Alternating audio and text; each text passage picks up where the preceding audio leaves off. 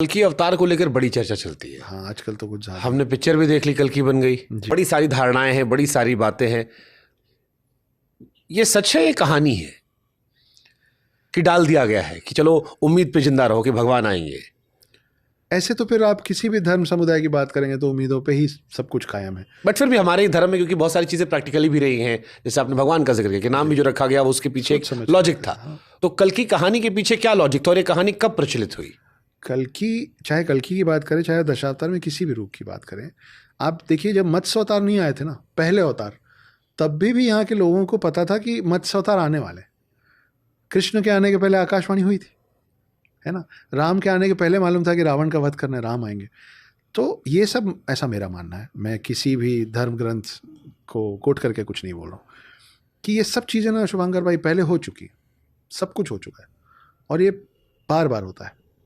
For example, आप शतरंज खेलना जानते ही हैं।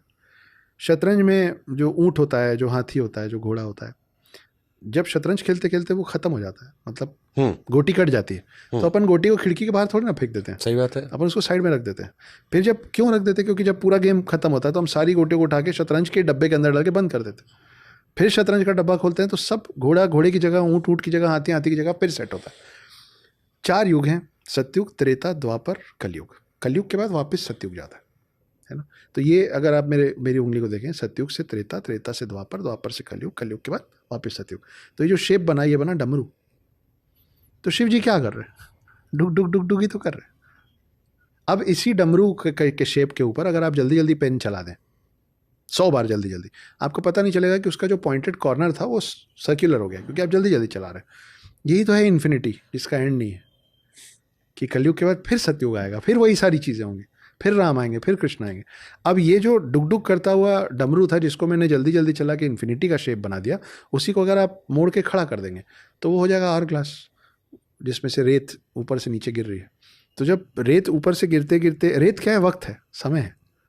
वो 1 मिनट, कभी का 10 मिनट, अलग अलग साइज़ का होता है, लेकिन आवर ग्लास का काम ये होता है कि इतने समय में ये रेत नीचे पहुंच जाएगी। तो जब एक बार पूरी रेत नीचे चली जाती है तो आप क्या करते हैं?